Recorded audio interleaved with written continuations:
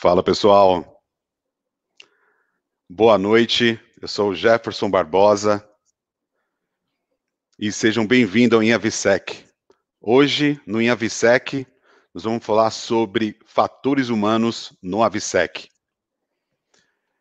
Para você que ainda não conhece o InhaVisec, pode nos procurar nas redes sociais ou no site www.jeffersonbarbosa.com.br. Nesse site você vai ter acessos aos nossos links e em breve também vamos ter novidades sobre o mundo AVSEC para você que quer saber um pouco mais. Quero agradecer também o canal Segurança Estratégica pelo espaço, à Escola Superior de Segurança, que promove o nosso evento, e também quero falar um pouco sobre o nosso convidado.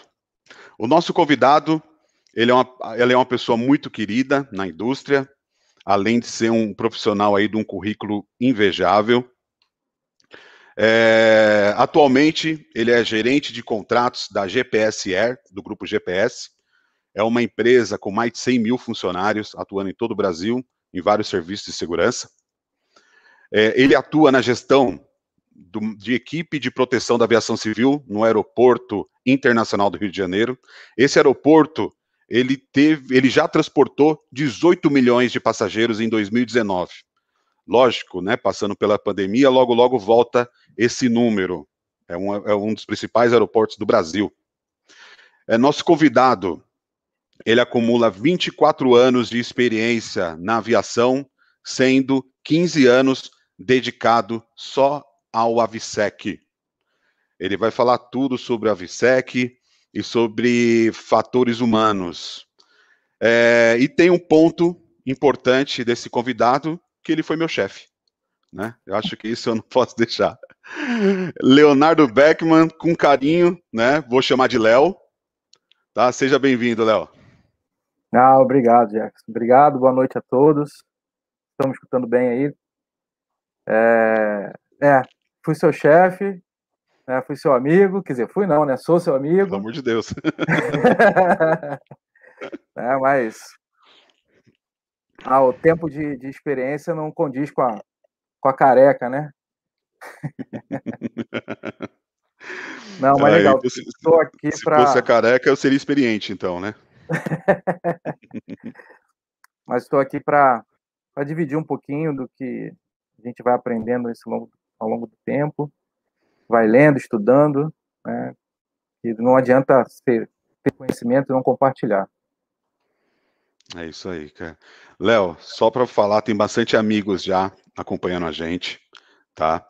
A Vida tá por aqui, a Edna, Kleber, o Pedro, que trabalhou com a gente, Pedro Bogas, a Daisy, a Roberta, de Viracopos, nossa parceira também, o Jorge, Andressa, e tem mais gente chegando, tá? Vai ter bastante amigo, eu tenho certeza que todos vão vir aqui para te ouvir, e aqueles que ainda não te conhecem vão ter uma grande oportunidade de poder aprender bastante contigo. E, aproveitando, antes de eu abrir para a primeira pergunta, Léo, eu quero só pedir para quem ainda não se inscreveu no canal, se inscreva, ativa o sino de notificação, é através dele que o canal Segurança Estratégica vai deixar você ciente de todas as novidades do InhaVisec e de outras programações que tem aqui no canal. Tem vários programas bem interessantes aqui no canal também, eu tenho certeza que vocês vão gostar, tá?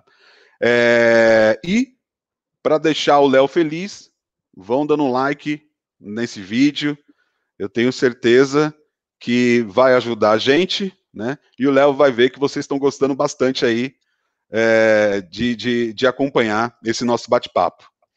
Tereza chegou por aqui também, a Aline tá por aqui. É isso aí, Mariana. Vamos lá, Léo. Eu falei aqui só seu cargo e aonde você está trabalhando hoje. Se você puder passar para a gente, né, a sua experiência, eu sei que você teve aí oportunidade de trabalhar nas principais empresas no Brasil de aviação, né, e outros serviços. Então, se você puder passar um pouquinho para a gente, acho que vai ser bem legal ouvir sua experiência. Não, claro. Vamos lá. Eu entrei na aviação em 97 com a intenção de ser piloto, de voar, né? Então decidi entrar, na empresa Rio Sul, uma subsidiária da empresa Varig, e estando lá eu comecei a conhecer, né, o serviço aéreo, as empresas aéreas com mais detalhe, e me apaixonei pela operação em si, né? E não botei na ponta do lápis o investimento que eu ia fazer, né, o tempo que eu ia levar para ser piloto, e aí decidi investir na minha carreira em solo mesmo, né? Comecei como agente de check-in, depois fui para supervisor de rampa, coordenador a gente chama na época head cap, que era era coordenador de pousos e decolagens, e com isso fui aprendendo um pouquinho mais, era muito curioso, aprendi a fazer balanceamento, aprendi a fazer todas as atividades, né, da operação, e tive a oportunidade de conhecer alguns gerentes, diretores, que me convidaram depois, em 2006, para assumir uma posição de supervisão numa empresa que, infelizmente, hoje não existe mais, que é a Oceanair, né? Mais recentemente usava o nome de Avianca Brasil, como supervisor gestor da base do Santos Dumont, onde eu comecei o meu trabalho na aviação. E ali foi onde eu aprendi realmente como fazer, né? Eu trabalhei numa empresa grande, que foi a Varig, e todos os processos, ou pelo menos a maior parte dos processos já estavam implementados, né? Manuais para todos os procedimentos que a gente pensava existia. E na empresa eu precisei, na Oceanair, precisei desenvolver isso lá, e aí foi uma grande escola, né, aprendizado para a parte de gestão de pessoas, parte de processos de uma empresa aérea, processos até financeiros que envolvia toda a operação onde eu estava inserido.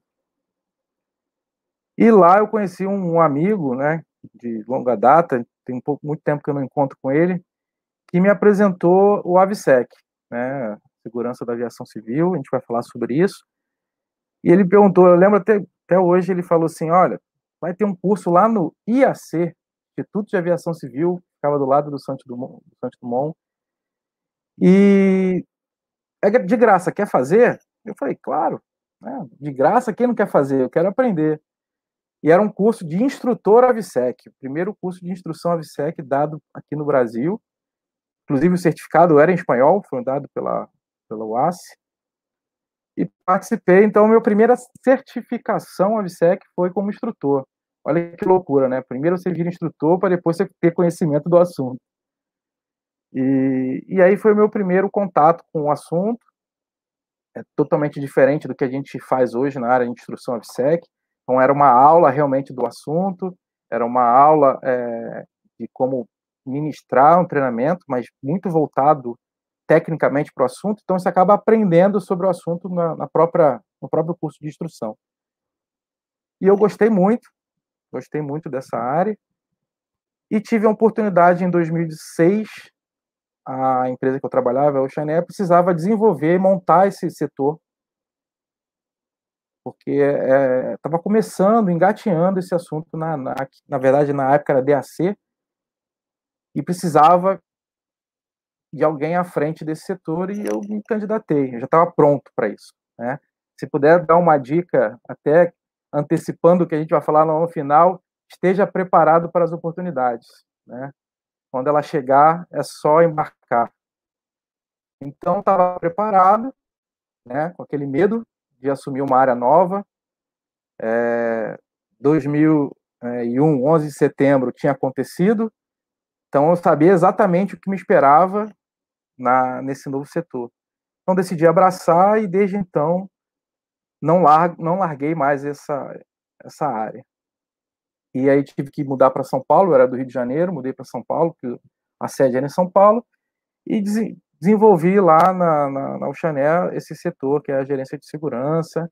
Participei de homologações de voos internacionais da empresa, México, homologação da empresa no Peru, e Estados Unidos, né, que é um grande aprendizado que eu tive na carreira.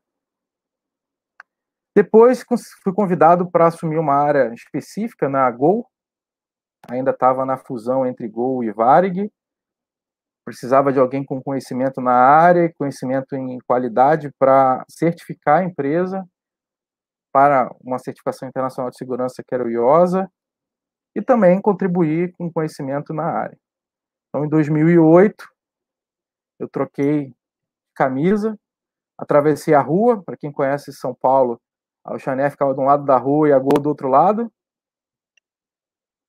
e assumi esse desafio em 2008, né, certificamos a empresa, conseguimos a certificação das duas empresas ao mesmo tempo, uma coisa até inédita para o Brasil, né, duas empresas com duas culturas diferentes, sendo certificadas ao mesmo tempo, mas graças a Deus tudo deu certo. E em um ano eu já era o gerente da área, por algumas oportunidades, mudança, fusão das empresas, e aí outro aprendizado que era trabalhar numa empresa que tinha 100 e poucos aviões, voava praticamente para a América do Sul inteira, né? Então são várias culturas, várias legislações, vários conceitos a aprender, e trouxe uma bagagem enorme para mim nessa área de AVSEC. Como eu falei, as oportunidades vão passando e a gente vai se agarrando a elas. Em 2012 eu fui convidado para assumir essa mesma área na Azul, uma empresa nova, de novo numa fusão entre a Azul e a Trip. Então fui convidado para participar desse processo, onde eu acabei conhecendo grandes amigos, né, como Jefferson, Paulinho, que hoje mora nos Estados Unidos, né, e aprendi também muito com vocês, que era uma área que eu não conhecia muito, que era a área de segurança patrimonial, agregando sempre ao conhecimento, como eu falei. Então fiquei lá, né, conseguimos fazer a integração das empresas, homologar a empresa para voos internacionais, principalmente Estados Unidos, certificar, apoiar a certificação junto à ANAC dos treinamentos AVSEC homologados, né, que hoje a gente tem muitas escolas aí no Brasil, mas a empresa precisava se homologar até para ministrar o treinamento para os próprios tripulantes. E, né, em 2016 eu saí da Azul para assumir outros desafios, e aí fui aprender um pouquinho do outro lado, né? A gente, com tantos anos trabalhando como operador aéreo, sendo contratante, fui conhecer o outro lado da prestação de serviço, que é um mundo muito, muito grande, muito diferente do que a gente está acostumado no dia a dia, né? E aí trabalhei na empresa na Orbital, na parte de qualidade, que é uma prestadora de serviço grande, né? Opera todo o Brasil.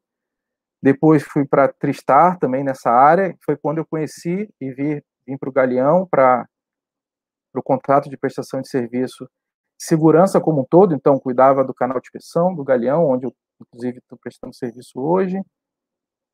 Empresas aéreas, terminais de carga, eram, na média, 800 funcionários sobre a minha direção naquele período, e período de Olimpíada em 2016. Né?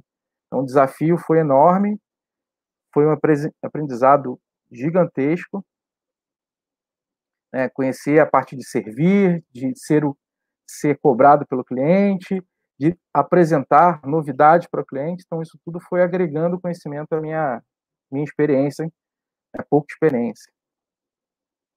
Depois fui parar de instrução, né, decidi voltar para São Paulo, a minha família estava em São Paulo, então a distância, um filho pequeno, a distância, né, de passar a semana toda no Rio e voltando para São Paulo começou a complicar, e decidi voltar para São Paulo e fui para uma empresa chamada UASI, né? A gente vai falar do OASI, que era uma empresa que cuidava de instrução, não só na área AVSEC, mas em outras áreas.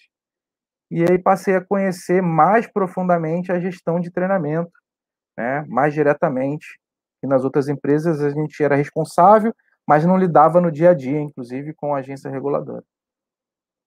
Outros aprendizados, né, outros conhecimentos agregados, continuei sendo instrutor AVSEC da área desde 2006, 2005, quer dizer, mas ali diretamente ministrando, controlando, auditando, né, e dando todo o conhecimento que a gente vai agregando aí durante os anos para os novos entrantes, né, os APACs, os supervisores, os agentes de inspeção.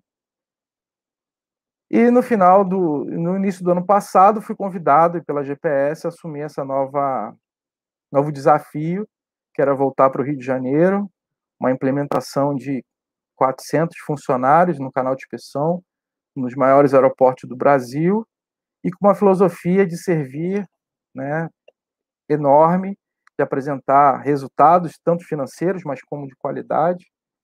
Agarrei, né, a oportunidade passou, agarrei e voltei para o Rio de Janeiro, onde eu estou. Passamos por estamos passando, né, por esse período aí da pandemia, então o desafio é diário, a gente não sabe o que exatamente vai acontecer amanhã, mas, como eu aprendi com meu chefe, estamos aqui para servir. Então é isso, minha história, né, um resumo grande da história aí, mas essa é a bagagem que eu trago aí que me ajuda a entender algumas coisas, mas cada dia lendo, cada dia aprendendo para a gente ter mais conhecimento. Não é pouca coisa, né, Léo? Acho que essa sua postura, né, eu acho que pelo que te conheço, né, pela amizade, vejo que você nunca se colocou à frente, né, como mesmo eu considerando você sempre como um grande profissional, tendo um status, né, dentro das empresas bacana, mas é uma pessoa humilde e eu acho que isso, né, que faz você ser esse cara fantástico e que todo mundo gosta de você. Léo, vamos lá, cara. Eu vou abrir aqui a apresentação e você fica à vontade, tá? Para quando você quiser iniciar. Eu vou pedir para o pessoal, aquele que quiserem deixar perguntas, podem colocar aqui no chat, que aí eu vou lendo para o Léo, vou ajudando ele, eu vou interagindo para ele poder responder as perguntas, tá? A gente não combinou um momento para perguntas, então na hora que eu achar que é oportuno, eu vou colocar para ele e ele vai estar à disposição para responder. Não é isso, Léo? Sim, fique à vontade. E aí, Léo, aproveitando aqui, quem apareceu para dar um oi, o Ivan Carvalho apareceu por Legal. aqui, elogiando aí o tema. A Aline, talvez apareceu o nome aí, mas talvez você não vê, porque ela mudou, não está mais como Aline Martins. Tá Né, ali, casou, né? mudou, então tá reconhecível. Que foi nosso braço direito e esquerdo, né, nessa operação do voo internacional, e continua sendo, né. Vamos lá, deixa eu abrir aqui para você. Léo, fica tranquilo, a apresentação tá contigo aí, tá bem? Não, legal. Só para dar uma ambientação, o porquê da escolha do tema, né, a gente vem no dia a dia trabalhando e muitos fatores influenciam aí o nosso processo do dia a dia, e é um assunto que eu estou estudando até para melhorar a performance das pessoas que trabalham comigo, a minha performance, e aí eu decidi falar sobre, né, o tema da apresentação. Deixa eu ver aqui, que agora eu apanhei aqui com... Foi. Que é fatores humanos em AVSEC, né? Mas, para a gente balizar isso, eu sei que os outros apresentadores aí já comentaram, mas pode ter gente nova, né? O que é o AVSEC? Então, o AVSEC é o acronismo de Aviation Security, que no nosso português aí traduzido é a segurança da aviação contra atos de interferência ilícita. Mas o que isso quer dizer, né? Ela é uma combinação de medidas de recursos humanos e recursos materiais destinados a proteger a aviação civil contra atos de interferência ilícita. Então, tudo que eu falei até agora está baseado nesse pilar. medidas, recursos humanos e recursos materiais, né? E aí, trazendo um pouquinho do que o nosso amigo Perrone colocou lá, os pilares do ABSEC, né, que eu já comentei aqui, as medidas, por que elas são importantes, né? O que ela nos traz como base? É a legislação, né? Todo arcabouço legal que envolve a nossa área, ela é bastante regulamentada, normas, os regulamentos, pode ser o Regulamento Brasileiro de Aviação Civil, ou regulamentos internacionais que suportam a operação, ou que suportam uma atividade específica, né, no canal de inspeção, por exemplo. Um procedimento interno da empresa ou do aeroporto, instruções de trabalho, tudo que suporta o nosso conhecimento do dia a dia está nesse pilar. E ele é muito importante para que a gente execute as atividades de forma correta e, principalmente, dentro da lei. Outro pilar importante são os recursos materiais, né? Que nada mais é do que uma forma de facilitar a aplicação da legislação, das medidas. Então, os equipamentos, né, e os recursos tecnológicos, eles facilitam as atividades de segurança do dia a dia.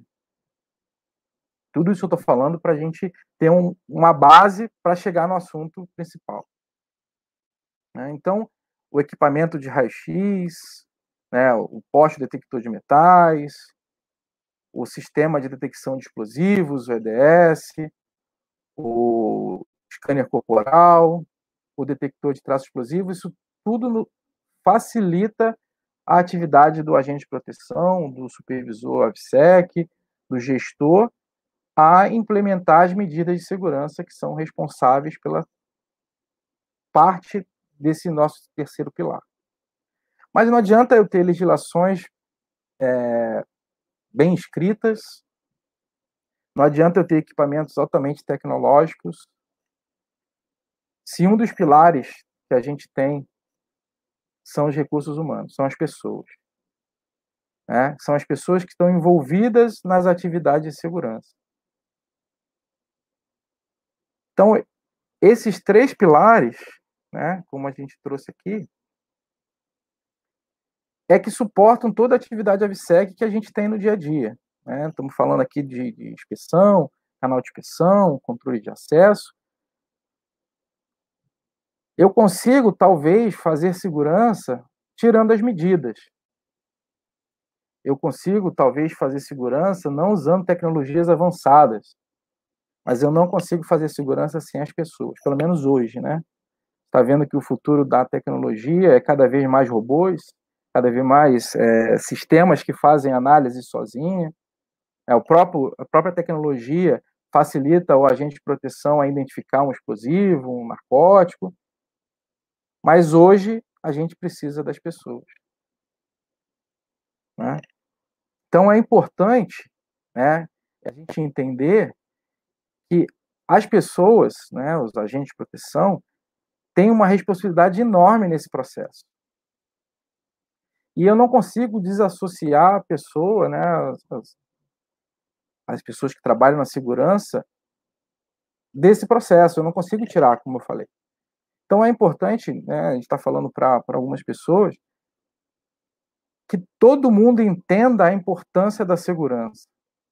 Que qualquer elo, né, seja ele o mais fraco, o mais forte, ele é importante, né? Que ele entenda a importância da segurança. Então, todo aquele procedimento que é feito no canal de inspeção, todo aquele procedimento que é feito no acesso à aeronave, ele tem uma razão. E, no final, a razão é a segurança do voo, é a segurança do próprio passageiro, é a segurança dos tripulantes, é a segurança da nossa economia. Você imagina um acidente, né, aéreo, o que impacta na aviação? Os passageiros passam a ter medo de voar.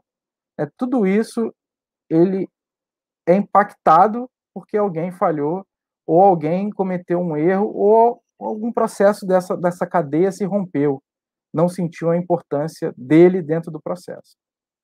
Então, é um objetivo de todo mundo que trabalha no sistema de segurança, no sistema da aviação civil, de maneira geral, que eles têm um papel importante para garantir a aviação segura, né, todos os dias.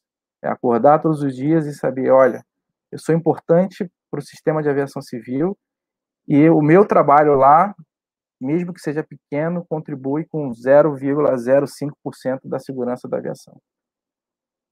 Então, o assunto que eu trouxe é justamente por causa disso, a importância das pessoas no processo de segurança.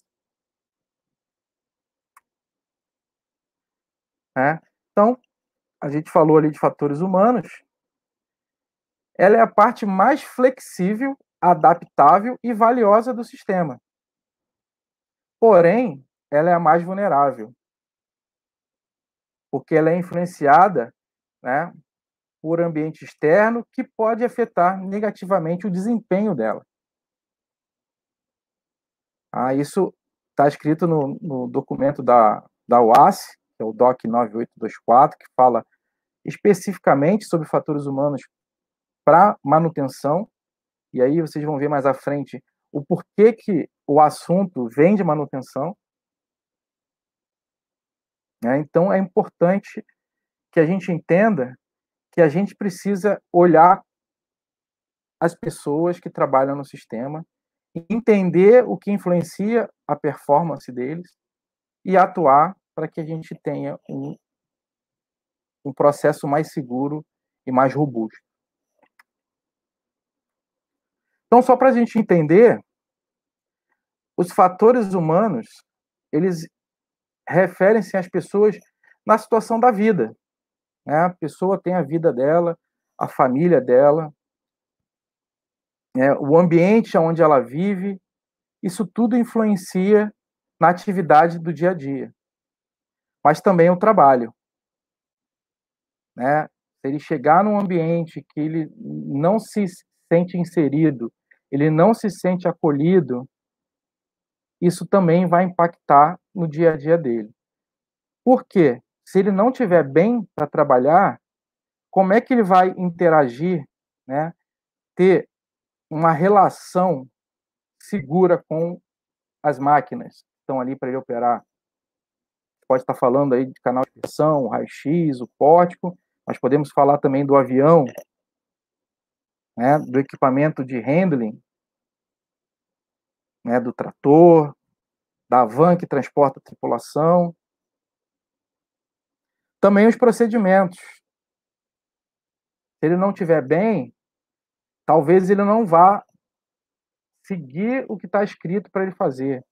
Ou ele não vai entender da forma correta uma instrução dada durante um briefing, porque ele está impactado, por alguma coisa na sua vida ou ali no ambiente de trabalho. Das outras pessoas, na relação com as outras pessoas. Como eu falei, a pessoa, o fator humano é indissociável do processo de segurança. E se eu não conseguir interagir de forma correta, harmoniosa, isso pode impactar em todo o processo de segurança num aeroporto, por exemplo. E o ambiente de trabalho, como é que eu interajo, como é que eu reajo, como é que é a minha relação com o meu ambiente de trabalho? Eu talvez esteja num lugar onde a ergonomia não me ajuda a trabalhar, prejudica o meu dia a dia. O ar-condicionado é muito gelado, ou, ao contrário, é um ambiente muito quente, isso pode impactar também na percepção do fator humano que é envolvido em todo o processo de segurança. E aí vocês vão falar assim, mas o assunto é novo? Não. Para quem conhece bem a segurança de maneira geral, CIPAE, o CIPAE é o Sistema de Investigação e Prevenção de Acidentes Aeronáuticos. Ele foi criado em 1951. E desde lá, se vocês olharem a imagem, ele já diz que o homem e o meio e a máquina é que fazem a segurança. Eu preciso entender essa relação. Então, eu preciso também entender os fatores que influenciam a atividade. né, eu estou falando aqui do CIPAE, né, que hoje é Comando da Aeronáutica, mas vocês veem que a gente está engatinhando nesse processo, e aí eu estou falando especificamente da área AVSEC, né? A UASC só foi desenvolver um procedimento, um manual para orientar os operadores, para orientar os países, que é o DOC 9808, em 2002. Estamos falando aí de 51 anos depois, se eu não estiver fazendo o cálculo errado aqui, né? Sou muito bom de matemática. Praticamente 51 anos depois, a OASI falou assim, precisamos falar de fatores humanos na segurança. E já se falava no Brasil, né, que a gente às vezes está um pouquinho atrasado. Imagine, se em 51 a gente já estava atrasado, imagine hoje, né? Então, para a gente ver que é um assunto muito superficial ainda no Brasil, apesar de, no ano passado, já está em 21, né? No ano retrasado, a ANAC começar um trabalho muito importante nisso, tá? Inclusive, para quem não conhece, existe um manual, né, de análise de fatores humanos e erros humanos para o AVSEC específico. É um documento restrito, voltado para os operadores aeroportuários, porque ele fala muito especificamente do canal de inspeção, mas já é o primeiro passo. A gente precisa dar o primeiro passo para entender o que acontece no canal de inspeção, por que as pessoas falham, e com isso a gente tomar ações para que isso não ocorra, né? Então, quem tiver oportunidade, quem puder ter acesso a esse documento, né, ele é bem desenhado, bem orientado, e é o primeiro passo. Talvez daqui a 1 ou 2 anos a gente melhore de novo o procedimento, mas a gente precisa dar o primeiro passo, como o Ministério da Aeronáutica, na época, deu o primeiro passo em 1951, criando o sistema de investigação que já trazia essa informação. Então, a gente precisa parar de engatinhar e andar para frente. E quais são os princípios dos fatores humanos, né? Por que ele é importante? E aonde eu aplico isso? Eu preciso aplicar isso nos projetos, nas certificações, nos treinamentos, nas operações de manutenção, para buscar uma interface segura entre o ser humano e os outros componentes do sistema. Porque eu preciso entender o desempenho humano baseado. Não adianta eu ter um equipamento altamente tecnológico que não seja amigável. A gente já tem uma deficiência, né, não estou generalizando, mas do idioma. Tem muitos equipamentos que são importados que estão em inglês. E aí você coloca um agente de proteção para operar um equipamento todo em inglês e ele não fala inglês. Então, se eu não prever que o equipamento, né, que as operações, que um projeto, até de uma área específica, não levar em conta o ser humano e os componentes envolvidos nisso, eu vou impactar o desempenho das pessoas. Tá? E esse é o foco da OASI. Né? Eu preciso, sempre, em qualquer coisa que eu for trabalhar em volta do AVSEC, que eu pense como o ser humano, como o fator humano vai lidar com isso. Qual é o impacto que eu vou ter para ele? Né? E aí a gente trabalha em todos os cenários envolvidos no AVSEC. E quando eu falo de performance, a gente está falando de capacidades e limitações que impactam a segurança, a proteção e a eficiência das operações aeronáuticas. Então, eu preciso entender o estado mental daquela pessoa. Qual é a capacidade dela? Qual é a limitação? A gente vê nas legislações, precisa ter uma acuidade visual. Para quem estuda a legislação, alguns termos estão lá bem claros. Mas o que quer dizer com isso? Acuidade visual. O que ele precisa entender? Quais são as condições ambientais favoráveis para eu tirar o melhor desempenho de um agente de proteção? Qual é o estado físico dele naquele momento, ou o que ele precisa ter para cumprir uma atividade específica, né? Eu lembro de algumas atividades, né, que eram feitas, você colocar não desmenosprezando, né, até porque é um estado físico que a gente vai passar, uma senhora de 60 anos, um senhor de 60 anos, para fazer uma inspeção de segurança na aeronave, onde tem que abaixar, levantar.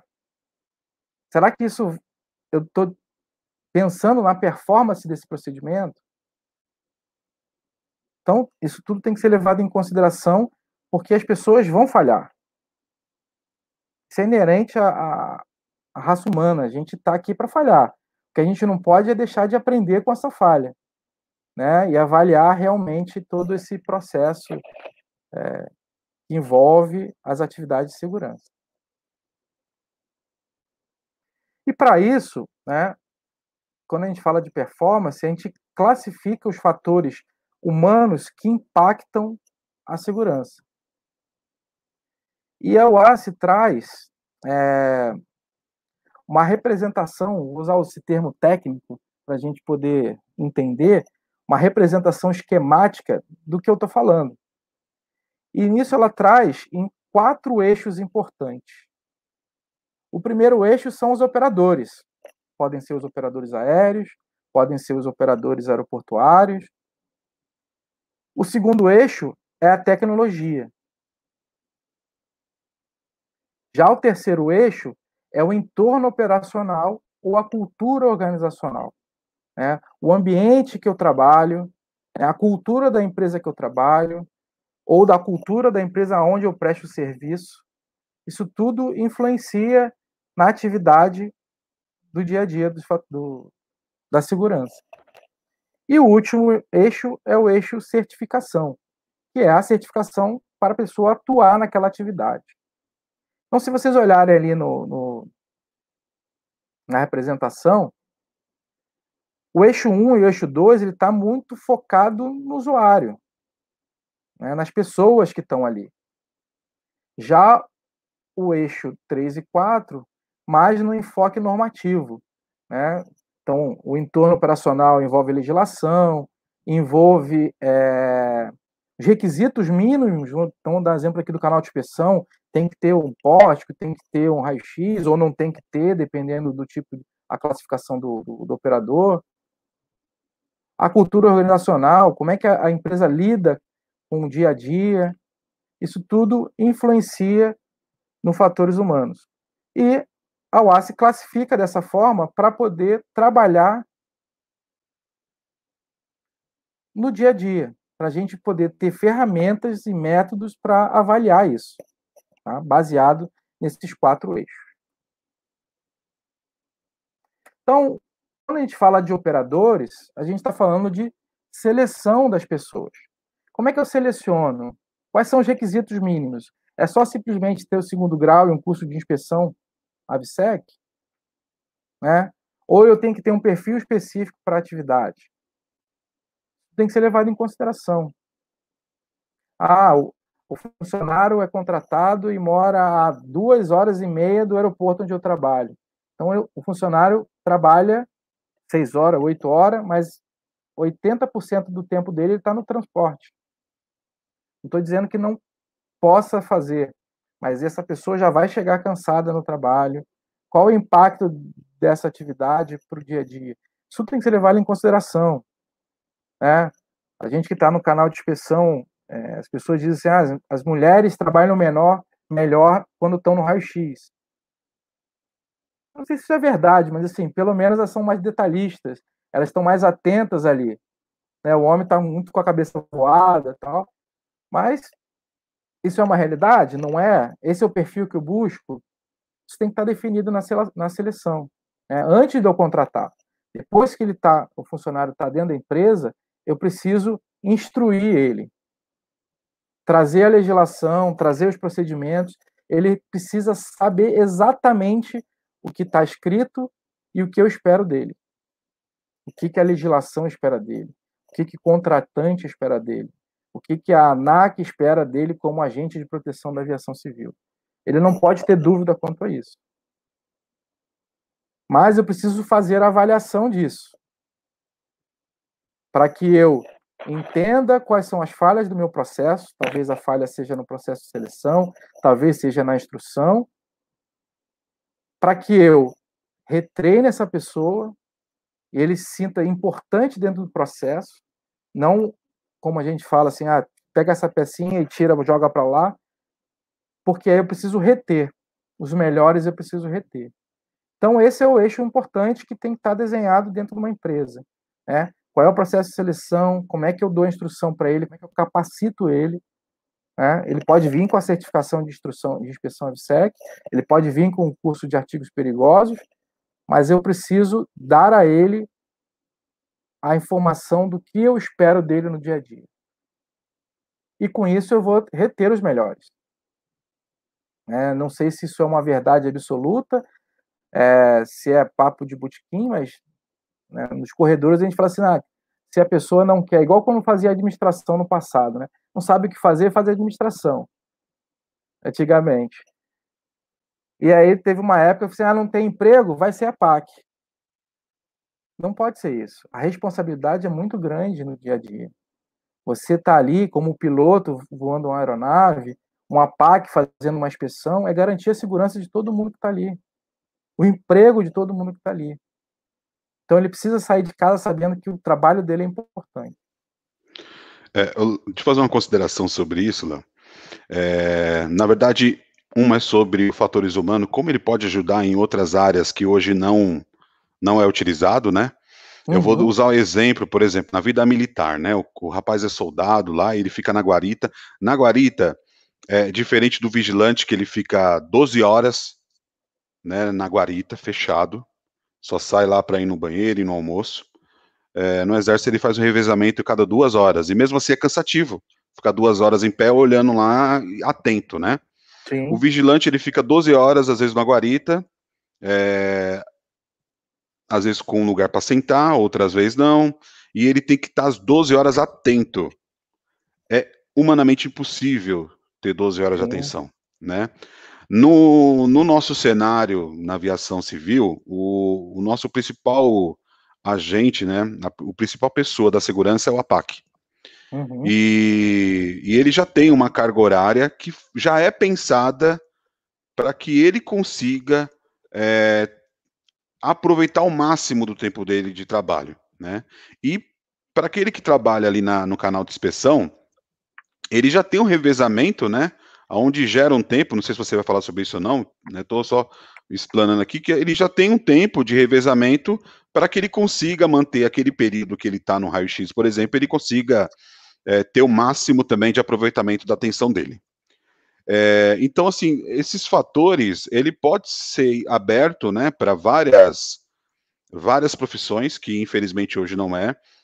Foi o que você falou, a gente está engatinhando na área segurança operacional, é algo que já vem bem maduro, com várias teses, tem software de análise de fadiga e outros, coisa que para o AVSEC ainda não tem, esperamos chegar nesse nível, que eu acho que é bem importante. Mas agora o que você veio tocando, né, na seleção, eu acho que é algo que a gente precisa realmente intensificar na contratação do funcionário, né, Léo? Imagina assim, eu tenho um cargo e eu vou lá e contrato aquela pessoa, independente se ela tem aptidão ou não, o importante é eu ter alguém, né?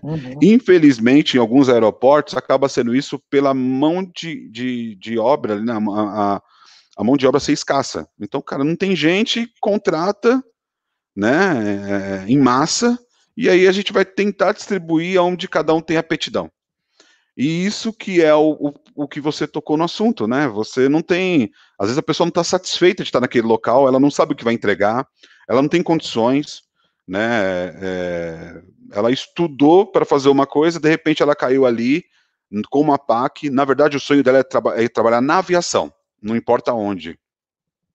E ela trabalhar no check-in, ela trabalhar como comissário ou como comissária, sendo um piloto, mulher ou homem, ela trabalhar com uma PAC é diferente.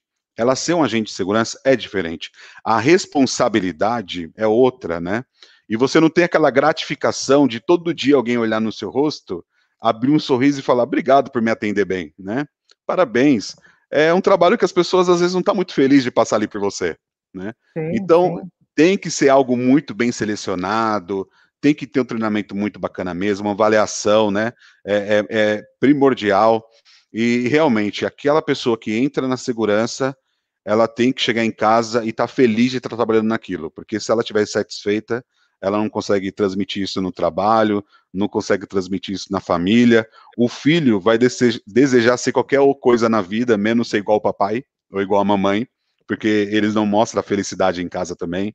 Então, é um desafio muito grande, Não, né, mas Léo? é um desafio enorme, porque até num mercado onde a gente estava falando que é escasso as pessoas, a é difícil você achar a pessoa que você deseja, e às vezes não tem nem tempo para isso, né. Você precisa repor uma vaga, você precisa contratar para aumento de efetivo, você não tem tempo de fazer uma seleção ali, de chamar o RH da sua empresa, fazer um perfil, analisar, e aí você: "Ah, não, escolhi a pessoa certa, ó, tá aqui o perfil que eu preciso, agora vamos certificar eles. Ó, agora eu vou dar o curso básico, agora eu vou dar o curso de inspeção, então agora ele está preparado para ser o meu agente de proteção, porque o perfil que eu escolhi e eu certifiquei ele baseado na legislação ao meu modo". Você já fechou um ano inteiro para isso. Já passou um ano e você não conseguiu cumprir o requisito lá, o acordo com o seu cliente, o acordo com a sua empresa de implementar um serviço em um mês. É bem complicado isso. Então, detalhando aqui, continuando para a gente seguir, o outro eixo importante é a tecnologia, né, a solução, né, que é cada semana aparece um equipamento novo, caríssimo, né, mas que facilita o nosso dia a dia. O outro eixo é o entorno operacional e a cultura organizacional. O entorno operacional são as condições de trabalho, né, a cadeira que eu sento, o equipamento lá, o raio-x que eu utilizo, a tela já está ficando amarelada, ela está posicionada num local onde eu não consigo, eu tenho que ficar com o pescoço para o alto, o pescoço para baixo, os botões, né, que eu aperto já estão com um defeito, eu tenho que ficar apertando mais forte. Então, tudo isso impacta no fator humano. E em relação à cultura, né, são as crenças e os valores compartilhados. Então, se eu acredito, né, eu acho que foi o Perrone que comentou: "Ah, não, as pessoas acham que aqui nunca vai acontecer". Se eu tenho uma crença que aqui nunca vai acontecer, eu estou menosprezando o meu trabalho no aeroporto. Se não vai acontecer aqui, para que que eu estou ali? Né? Para que que eu estou fazendo segurança? Não, eu estou lá porque eu sei que vai acontecer, que vão tentar fazer. Mas eu torço todo dia, trabalho todo dia para que não aconteça. Aí a gente muda um pouquinho essa questão da crença, né? O valor, eu sou importante para o setor, para o sistema de aviação civil. E a gente tem que tirar um pouquinho essa percepção de cachorro que a gente tem no Brasil, que a gente está sempre atrás. Mas a gente tem que trabalhar para isso, né? Não adianta eu só dizer que a gente é importante, mas se eu não trabalho para isso, se eu não apresento isso, não mostro isso, que a gente é importante, a gente continua se menosprezando, não dando valor e compartilhando isso com os outros. E o último eixo é o da certificação, né? Aí é simples, é a avaliação formal pelo órgão regulador. São as provas, as avaliações da capacitação, da certificação que a gente tem para atuar naquela função. Como o piloto é certificado para voar aquele tipo de equipamento, o comissário é certificado para voar, e aí depois ele recebe um treinamento específico para o equipamento que ele vai voar, né? E a PAC é a mesma coisa. Ele vai lá, se capacita, faz o curso básico, que habilita ele a fazer algumas atividades, depois ele é habilitado a fazer o curso de inspeção, depois ele vai lá e faz um treinamento específico, que é o treinamento em serviço, e aí no final ele fala assim: agora eu estou certificado. Aí ele fala assim: acabou. Acabou não, filho. Ano que vem tem mais. E aí você vai capacitando, vai certificando, e cada vez mais a pessoa se sente parte desse processo. Então, a OASSE, né, ela classifica esses 4 eixos porque ela quer entender a questão do erro humano. Se a gente está falando de fatores humanos e a gente entende que errar é humano, eu preciso entender o que é o erro humano, né? Então, o erro, fazendo uma passagem rápida, é algum tipo de desvio no desempenho humano, seja de curso pretendido da ação ou do que eu planejei fazer. Ou ainda um desvio de comportamento, que a gente vai falar um pouquinho mais à frente.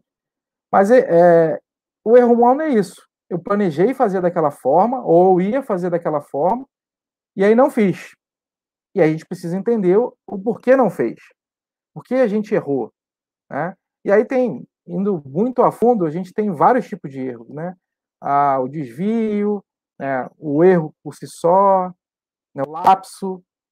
Eu sabia fazer, mas naquela hora passou despercebido. Então, é um assunto bem aprofundado que tem que ser falado, mas para passar um pouquinho por cima, é esse desvio do desempenho humano, a gente pode considerar o erro. E ele pode ser classificado em 3 categorias. Um erro de habilidade. Tá? Eu não sabia fazer aquilo, então eu não era hábil para fazer aquilo, então cometi um erro. Um erro de regras, né? Então eu sabia da regra, mas eu não cumpri aquele procedimento da forma correta. Ou de conhecimento, aonde eu não sabia o que tinha que fazer e por isso eu cometi um erro. Né? Não fui treinado, não fui orientado. Isso é muito importante se a gente pensar exatamente como acontece no dia a dia, é isso aqui. Ou eu não era hábil para fazer aquela atividade, né, e acabei cometendo um erro, ou as regras não estavam bem claras, eu descumpria realmente aquela regra, ou eu não conhecia a regra e aí cometi um erro. E a gente tem que parar de entender que errar é uma coisa ruim. Se a gente aprender com os erros, cara, a gente está aprendendo muito.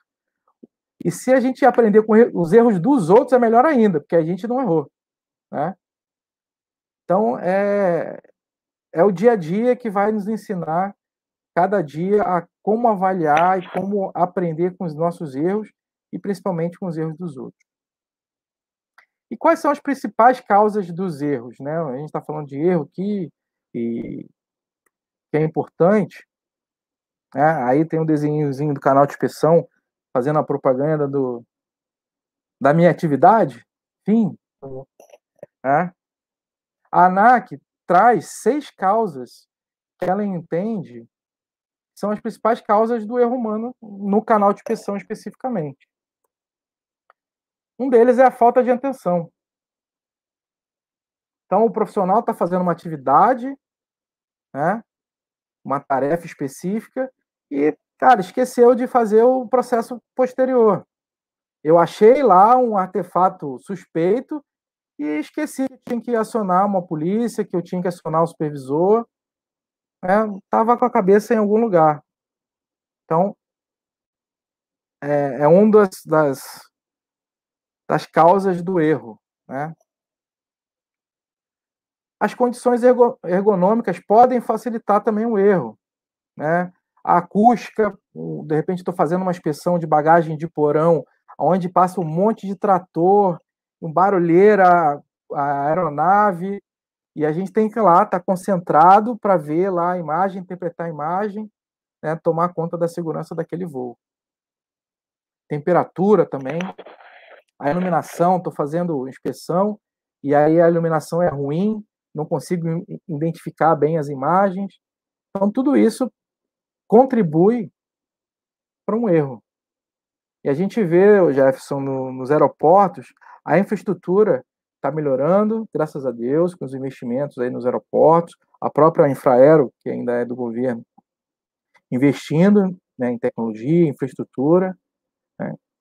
Mas ainda tem muito aeroporto que a gente precisa dar uma olhada com carinho, porque tem um APAC lá fazendo uma inspeção nessas condições, e aí depois a responsabilidade é do APAC, que cometeu um erro. Isso é um debate, né, que sempre a gente acaba caindo nisso. Quando a gente mostra alguma dificuldade da execução do trabalho de segurança, da infraestrutura aeroportuária, da falta de recursos, né? E aí o pessoal sempre pensa nos principais aeroportos do Brasil. Então, se eu pegar os 10 principais aeroportos, eles vão ter toda a infraestrutura, tecnologia que vocês possam imaginar. Mas quando a gente vai para os outros aeroportos no Brasil, eu acho que cadastrado, a gente deve ter em torno, eu li isso em algum lugar, acho que é em torno de 200 aeroportos cadastrados, né? Em operação, a gente pode colocar em torno de, sei lá, 150 com as grandes empresas. É muito pouco ainda para o país, né? Se você pegar um estado americano, tem um estado americano que vai ter até 800 aeroportos no estado, e a gente está falando do país. E se a gente pegar 10% desses aeroportos do Brasil e ter uma infraestrutura adequada para a segurança, eu ainda acho que é muito, né? Não estou dizendo que é vulnerável, tá, pessoal? Estou dizendo que não tem a infraestrutura que nós entendemos que é o adequado. Existe toda uma análise de risco por trás disso que mostra o que é necessário para aquele local. Mas, com certeza, a gente ainda pode melhorar muito em tecnologia, em infraestrutura. Então, não é uma crítica, é um ponto de atenção para que todos nós buscamos a melhoria aí. Sim, sim, com certeza. Então, uma causa é a falta de aptidão. A gente falou lá na seleção, né? Pode ser física ou mental, não só na seleção prévia, mas naquele dia, né? Aquela pessoa teve um problema em casa, com a esposa, com o marido, teve um falecimento, e aí foi trabalhar, porque ele é responsável, ele sabe que se ele faltar, alguém vai ter que trabalhar por ele. E aí a gente, como líder, né, do canal de inspeção, líder do grupo, é entender que aquela pessoa não está apta para exercer aquela atividade, né? Então isso também é importante porque ela é uma causa das falhas. A pessoa não está bem e aí você bota ele para fazer uma inspeção de raio-x, no equipamento de raio-x, onde ele tem que interpretar uma imagem, 20 minutos aí de 100% de atenção, às vezes até mais que 100%, né, porque tem que estar focado, e você espera que ele dê o melhor resultado dele. A gente precisa entender isso no dia a dia e proteger essa pessoa, proteger o sistema. Não, hoje você não está bem, né? Se não dá para ficar em casa, fica nessa atividade aqui que o risco é menor de você cometer uma falha, fica nessa atividade, ou vamos lá, vamos pensar numa forma diferente, dentro do que eu tenho na mão, para que não exponha nem o funcionário e nem a operação a uma falha. Outro ponto é a capacitação. A gente falou também lá num dos eixos, que é a capacitação ineficiente, improvisado, né? Ou aquele funcionário que tem 20 anos de agente de proteção, vai para a sala de aula e acha que não vai aprender nada. Aí eu já sei tudo isso. E aí o instrutor que está lá entende que isso é uma verdade e não atualiza esse funcionário. Aí chega no dia a dia, mas eu sempre fiz assim. Mas não é o procedimento. Não é isso que está escrito na legislação. Não é isso que a ANAC espera do agente de proteção ali no canal de inspeção. E aí a culpa é desse funcionário? Também. Mas também do instrutor, também do sistema, do ambiente onde ele está trabalhando, que permite que ele não seja atualizado. A outra é motivação, né? Desculpa, a informação. Eu preciso, como líder e comunicador, ter certeza que a informação que eu passei para ele chegou da forma que ele precisa saber. A gente fala assim, nem sempre o que eu digo é a forma que a pessoa recebeu aquela informação. Para mim, eu entendo que foi muito claro. Pega aquela bagagem e inspeciona naquele raio-x. Aí o funcionário não entendeu dessa forma, ele não compreendeu, né, a minha informação, ou ele não tinha a capacitação para entender o que eu falei para ele. Então, né, o processo de comunicação, e aí a gente volta lá para o processo lá do safety, que é, eu preciso saber que você entendeu a minha mensagem, que é o termo que eles usam lá de cotejar, né? Eu falo e você repete exatamente o que eu falei para eu saber que você entendeu. Não precisa ser assim, você não precisa repetir, mas eu tenho que ter certeza que você entendeu que aquela informação tem que ser seguida daquele jeito para que a gente não cometa um erro.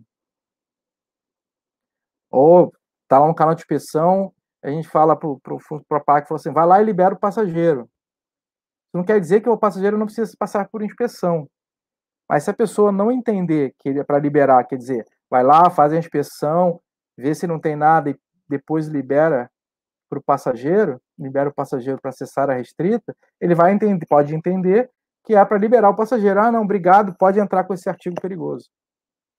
Então, a gente tem que ter um cuidado, enquanto líder, enquanto formador, de que as pessoas entendam exatamente o que eu estou querendo dizer, né? Então, é um fator também que causa o erro, que é o cara não entender, né? E, por último, a motivação, né? Às vezes, a gente fala assim, o APAC ganha pouco, né? Se a gente pensar exatamente na questão brasileira, o salário do APAC não é pouco para quem trabalha 6 horas, né? Vamos dizer que ele vai lá 6 horas de trabalho e vai trabalhar. Talvez para uma cidade específica como Rio de Janeiro, São Paulo, que o custo de vida é mais alto, isso possa pesar, mas às vezes a pessoa não tá, o salário para ele é suficiente, ele consegue viver bem, a família, cuidar da família, mas ele quer um reconhecimento, ele quer se sentir importante, né? Então, no final do turno, vai lá, obrigado, hoje foi tudo perfeito, ou um reconhecimento dizendo assim, olha, esse mês nós fizemos, não tivemos tempo em fila, não tivemos nenhum passageiro reclamando, tivemos vários elogios, parabéns, puta, bota a foto dele lá na sala dizendo, ó, funcionário do mês. Às vezes é só isso que ele quer. Mostrar para o neto dele, para o filho dele, olha aqui, foi reconhecido pela empresa. Isso tudo é importante para o dia a dia, mas a desmotivação dele pode acarretar que ele cometa um erro. Ele fica desatento, ele começa a não entender bem as informações que você passa, né? Então, esses 6 itens a ANAC traz como importante para a gente ficar atento, porque eles são as principais causas do erro humano, né? Ô, Léo, tem uma pergunta aqui, Uhum. eh, do George. Ele pergunta quantas horas um agente pode trabalhar junto ao raio-x e qual é o rodízio das posições? Então, no raio-x, especificamente no raio-x, ele pode ficar 20 minutos, tá? Então, se vocês olharem a foto aqui, a gente tem todas as funções, tirando o supervisor que está em cinza, todas essas funções são elencáveis para atividade num canal de inspeção. Então, a legislação, ela deixa claro que o funcionário que está ali na função 4, que é o que faz a inspeção através do equipamento de raio-x, só pode ficar 20 minutos. Ah, mas por que 20 minutos? Porque em vários estudos, né, em relação à percepção, em relação à questão da visão, que acima de 20 minutos na frente do computador, a gente pode ver que às vezes está na frente do computador 20 minutos, a percepção dessa pessoa ela vai diminuir. Então, os órgãos reguladores entendem que a pessoa que está ali só pode ficar 20 minutos. E aí, nos outros postos, ela tem que rodar. Então, a gente chama de rodízio. Então, ele pode ir para a função 1, função 2, pode ir lanchar, pode fazer outra atividade, e aí depois ele volta. Não tem um limite por turno para ele ficar ali, mas para cada 1 hora ele vai ficar 20 minutos, vou dar um exemplo assim, né? Não sei se ficou claro da pergunta. Eu acho que sim, mas se caso ele tiver dúvida, peço que coloque de novo aqui, tá? Por Para a favor. gente continuar esclarecendo. Obrigado, Jorge. E quais são as formas de detecção, né? O que a ANAC entende como formas, metodologias de utilização para que a gente consiga avaliar? Eu não vou entrar aqui em todas as metodologias, mas eu vou trazer 3 que são, cara, a gente pode fazer no dia a dia, nosso dia a dia. Uma é a autoavaliação. Reúne um grupo de pessoas com alguns questionários, algumas situações específicas, e eles respondem. Eles dizem exatamente o que está acontecendo, e com isso a gente consegue, aos pouquinhos, ir detectando o que pode causar um erro, o que está impactando naquele fator humano que está trabalhando naquele canal de inspeção. Outras são respostas, a ANAC coloca como respostas sistêmicas, né? O que quer dizer isso?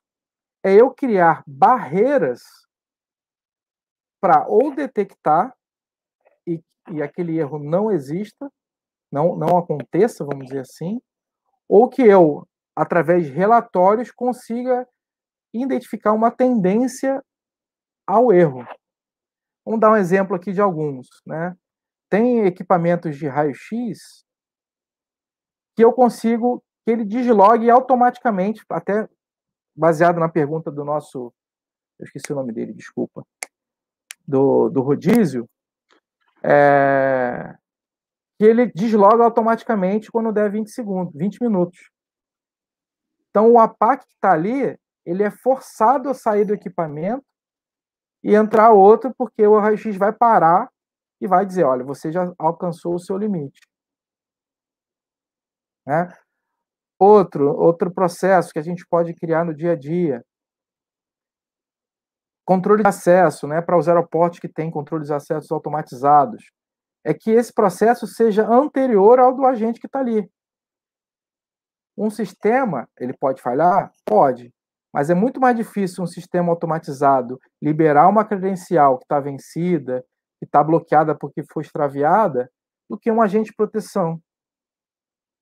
Então, se ele passar numa catraca, num sistema de identificação antes, e que informe, olha, o crachá está válido, né, a foto da pessoa é essa aqui, o agente de proteção que está ali só vai fazer uma rechecagem, a possibilidade de falhas e erros é muito menor. E aí, se a gente for pensar em um monte de sistemas de bloqueios que a gente possa usar, aí a nossa cabeça vai voar, porque é muita coisa que eu posso fazer. Umas precisam de investimentos, outras é só uma questão de adaptação da infraestrutura. Mas é uma forma, é um método de eu conseguir levantar a questão dos erros ou evitar que esses erros ocorram. E outro ponto, outra metodologia é a identificação por terceiros. A gente não gosta, né? A gente, ser humano, não gosta de ser apontado dizendo que você errou.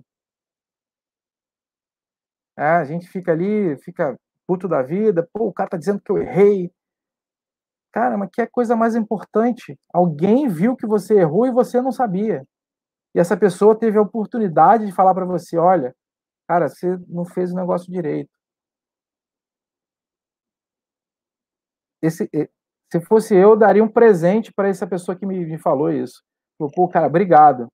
Você falou para mim, eu vou aprender e vou corrigir esse erro, vou saber por que eu errei, né?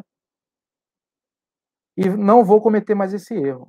Mas, às vezes, da forma que é falado, da forma que a gente recebe, por isso que a lei da comunicação é importante,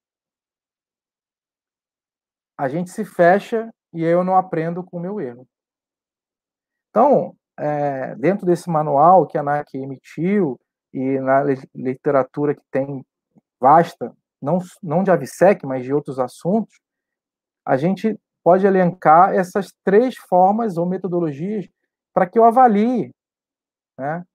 Para que eu avalie o fator humano dentro do processo da detecção do erro. E a gente precisa começar hoje, né? Senão a gente vai ficar para trás. a gente vai cometer mais erros e aí vai punir as pessoas e, na verdade, a gente não está sabendo exatamente o porquê daquilo está acontecendo. Mas precisamos ficar atento, né, e eu acho importante, que é um aprendizado do safety, né, trabalhei muito com o pessoal do safety e a gente vai aprendendo um pouquinho ali, um pouquinho aqui. Na época que não estava escrito, associava ao que a gente lidava no OBSEC, mas que o erro é diferente de violação. Como eu falei, a gente pode errar, a gente vai errar, né? Mas os erros não são intencionais. As violações, sim. Né? Os erros surgem de problemas informais. Já a violação normalmente é associada a problemas motivacionais. Eu estou desmotivado, eu não estou afim de trabalhar aqui, quero ser mandado embora, então eu não vou cumprir essa regra. Eu não vou inspecionar o passageiro. Eu não vou deixar passar, eu vou deixar passar aquele objeto proibido ou que não deveria estar dentro da área restrita, porque a empresa vai se obrigar a me mandar embora. Né? O erro é individual, né? Aquela pessoa cometeu uma falha, um deslize. Já a violação envolve o contexto social, envolve a índole da pessoa, né? Ou envolve até da própria empresa. A empresa está motivando que as pessoas violem os procedimentos. Para que eu evite os erros, a gente já falou aqui, tá? Eu preciso aumentar a qualidade e a disseminação das informações dentro desse ambiente de trabalho. Né? Helena falou aí agora de feedback, isso é importantíssimo. Eu preciso dar um feedback positivo ou negativo, mas com o objetivo de melhora do processo, da pessoa entender o que ele errou, o que foi sucesso. Se foi sucesso, vamos disseminar para todo mundo. Olha, fizemos isso aqui de bom, parabéns a fulano ou ciclano, porque as pessoas vão se sentir motivadas a fazer aquilo da maneira correta. Né? E quando eu estou fazendo errado, eu tenho que corrigir. Olha, você está fazendo errado. O porquê que você está fazendo errado. Isso faz parte da nossa avaliação. Erros, a gente corrige, retreina, avalia. Violações, a gente tem que tomar ações importantes. Mas então, o que isso é importante? Né? Falei disso tudo, não entrei muito em detalhes em muita coisa, por ser um assunto restrito ainda. Então, diante da premissa de que o erro é inerente da natureza humana, a gente precisa adotar princípios que conduzam a uma cultura de gerenciamento do erro. Eu vou gerenciar isso. E uma cultura de não punibilidade, né? A cultura justa, que é um termo usado muito em safety. Mas o que quer dizer isso? Eu preciso ter uma atmosfera de confiança, que as pessoas se sintam encorajadas a dizer e fornecer informações importantes, né? Sabendo o que é aceitável e o que não é aceitável.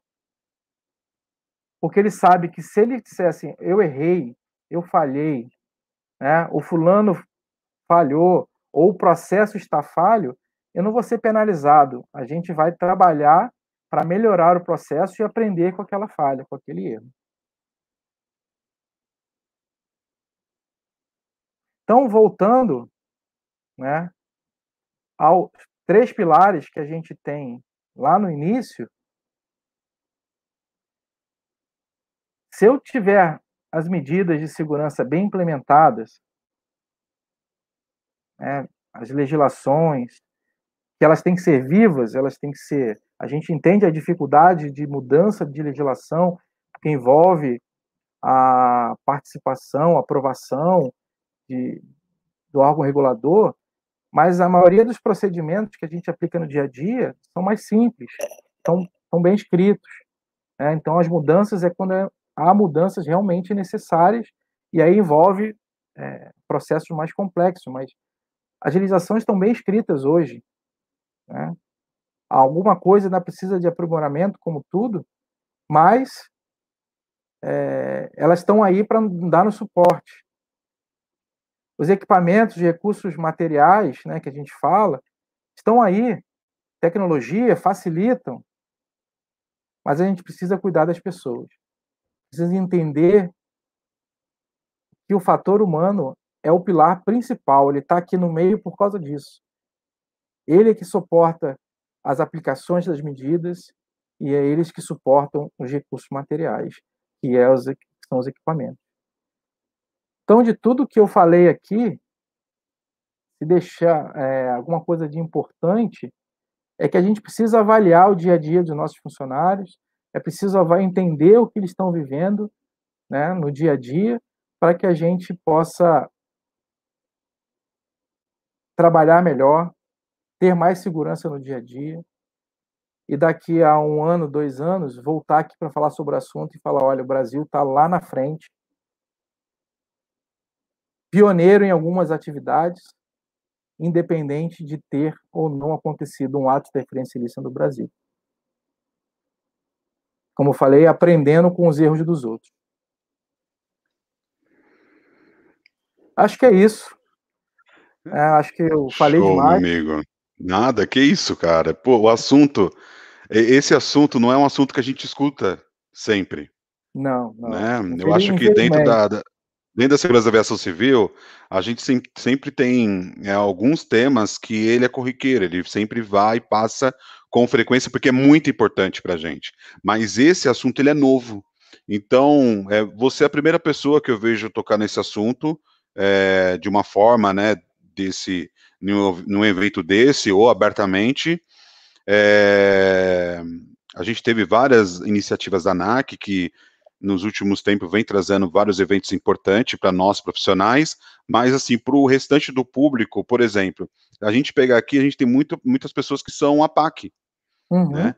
E ele está vendo uma visão que pode ser uma visão dele como gestor no futuro, ou ele mesmo como APAC pensar assim, eu posso mostrar qual é a minha expectativa também para o meu líder, né? O que que eu espero dele? Como que eu quero que o meu líder me trate?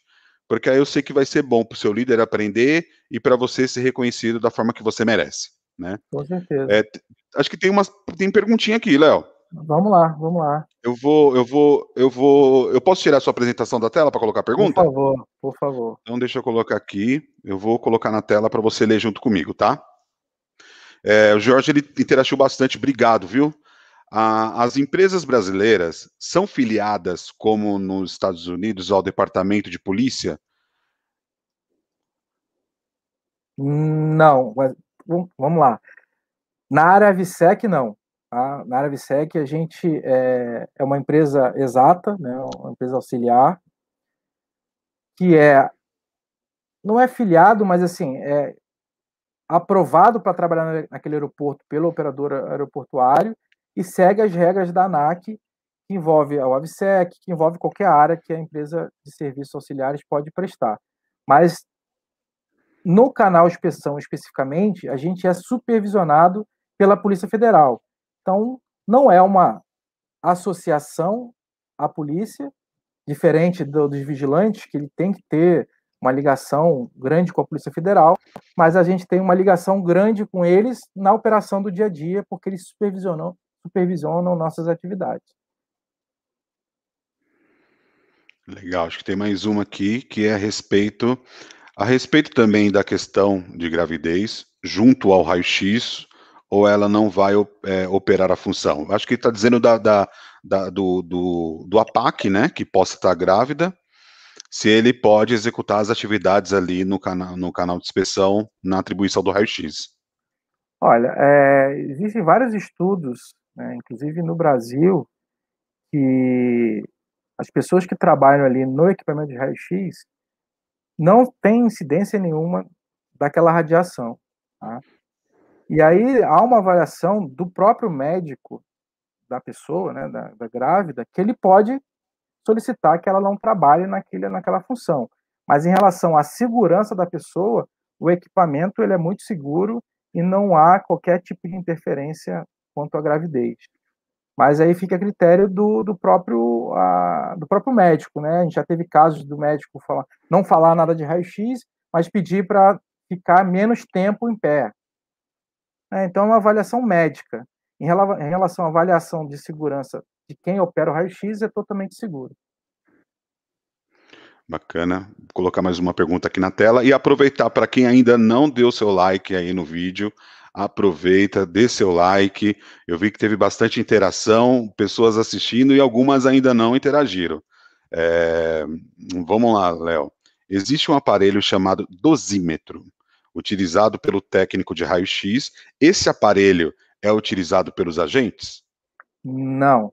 Esse aparelho ele é utilizado pela equipe de manutenção que faz a avaliação da incidência de raio-x, da exposição de raio-x naquele equipamento. E se ele der fora dos padrões, o equipamento é tirado de operação. Mas isso é manutenção, tá? Então é manutenção, existe dentro do programa de segurança do aeroporto, do operador aeroportuário, como é que ele é um plano de manutenção preventiva e corretiva, e uma delas é avaliar isso, né? Então, se ele estiver vazando radiação, ele é tirado de operação para consertar. A exposição que os especialistas de rádio, acho que o termo é esse, radioterapia dos hospitais, eles ficam expostos o dia inteiro num equipamento que não tem toda a proteção que um equipamento de raio-x tem.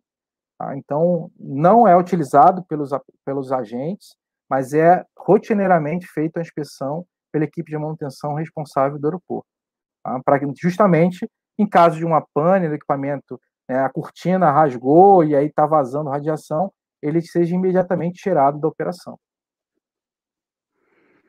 Bacana. A gente está tendo bastante interação, o pessoal elogiando a apresentação, Léo. Parabéns mais uma vez. Eu que agradeço. Tem mais uma pergunta aqui, vamos ver se a gente consegue responder, talvez eu tente te ajudar também, tá? Na atual conjuntura de instabilidade política global, estão sendo adotados ou modificados no que tange em processos na segurança?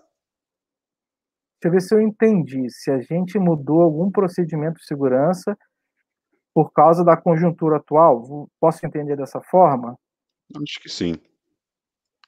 Sim, em relação à proteção das pessoas, tá? Então, os agentes de proteção usam luva, usam máscara, usam... o termo em inglês é face shield, mas é aquela proteção acrílica que fica na frente, sempre que estão muito próximo do passageiro ou fazendo a inspeção da bagagem ou do passageiro. Higienização das mãos, mas todo o procedimento de segurança ele é cumprido como era antigamente. Tá? Nada mudou, ficou mais lento, porque a gente precisa garantir a segurança das pessoas, então higienização, colocação de luvas, às vezes se eu não estou fazendo a inspeção do passageiro, eu estou no raio-x, eu não estou usando o face shield, então esse é o processo que passou a ser mais demorado, mas fora isso, todos os requisitos legais estão sendo cumpridos da mesma forma como eram feitos antes da pandemia. Perfeito. E eu entendo que qualquer situação, por motivo político ou outro, que necessita uma avaliação, é tudo feito uma avaliação de risco, né? Isso aconteceu em toda a história da aviação, é feita uma avaliação de risco, e em cima dessa avaliação de risco, consegue entender quais são as vulnerabilidades que o país, o Estado vem passando, tá? Então aqui eu vi que você reforçou, né, o seu questionamento. Vamos lá, o Brasil ele não é foco no ataque terrorista, né, mas ele pode ser um local, um meio de partida para um ataque. A gente teve aí uma live, eu acho que foi as duas lives atrás, pelo Perrone, onde ele tratou bastante sobre terrorismo. Se você não teve oportunidade de ver, vale a pena dar uma olhada, que ele vai ser um pouco mais completo do que a minha resposta. Mas a vulnerabilidade, independente da situação política do país ou fora do Brasil, ela não mostra essa vulnerabilidade pro terrorismo, tá? De um ataque terrorista. As ações e os processos adotados em nível Brasil ou internacional, eles atendem a nossa proteção. Lógico, o nível de alerta sempre é elevado e tem o trabalho da Polícia Federal, da ANAC, da Aeronáutica e da ABIN, que faz uma avaliação e vê se a gente pode passar por algo desse tipo de nível de risco, tá? Mas o seu comentário eu achei excelente, porque realmente é uma preocupação de todos, né? Quando a gente vê uma movimentação muito grande do governo, seja do Brasil ou fora do Brasil, a gente fica sempre preocupado com represárias. Mas esse trabalho de inteligência com análise de risco, ele pode mostrar para a gente que não é esse o fator atualmente, tá? Mas o nível de alerta, ele sempre é elevado para esse tipo de análise. Obrigado, Gil.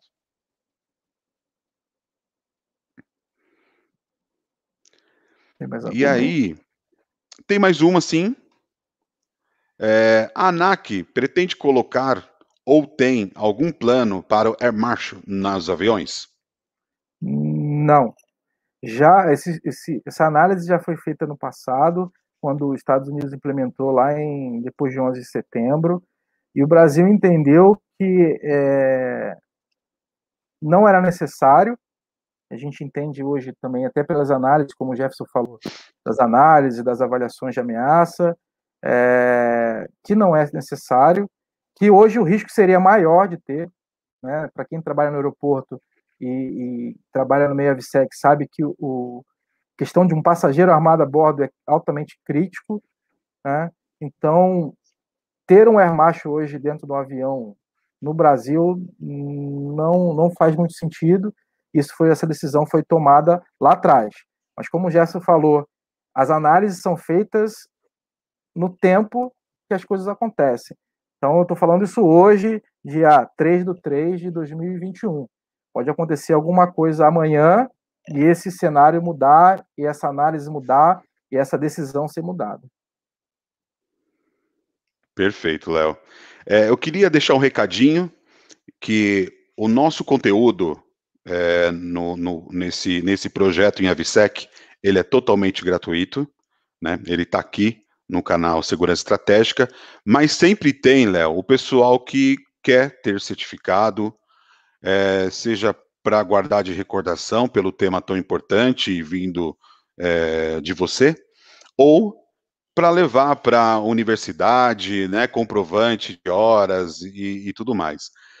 A Escola Superior de Segurança, ela fornece o certificado, você precisa acessar o site da Escola Superior de Segurança e lá você vai ter a orientação de como adquirir o certificado desse evento. Lógico, vai ter que olhar o evento por lá, vai ter umas perguntinhas de acordo com o material que o Léo apresentou aqui, e aí você vai ter acesso a essa certificação, e aí o custo é só pela emissão do certificado mesmo, tá? Porque a nossa ideia não é vender curso aqui, e sim fornecer conteúdos que possam ajudar você na sua evolução profissional ou tirar suas dúvidas na sua carreira dentro da aviação civil.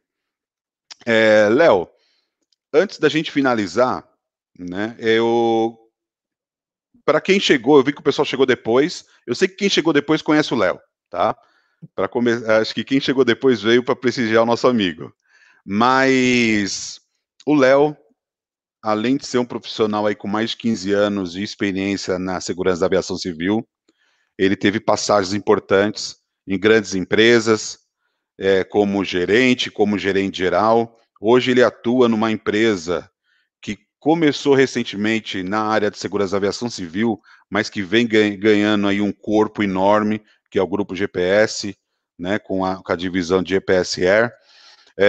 Ele faz a gestão do contrato de um dos principais aeroportos do Brasil, na parte AVSEC, é instrutor, é um especialista na parte de qualidade AVSEC, e é um profissional aí que eu tenho certeza que todos que ainda não teve oportunidade de conhecer, assim conhecer mais um pouco, vai admirá-lo também. Léo, para aqueles profissionais que estão começando na área agora, ou querem, né, se aperfeiçoar um pouco mais, Você tem alguma mensagem que você queira deixar para eles? Se tiver, meu amigo, pode, o momento é agora. Não, legal. Eu acho que a gente acabou falando um pouquinho lá no início, que é a percepção da importância da função, né.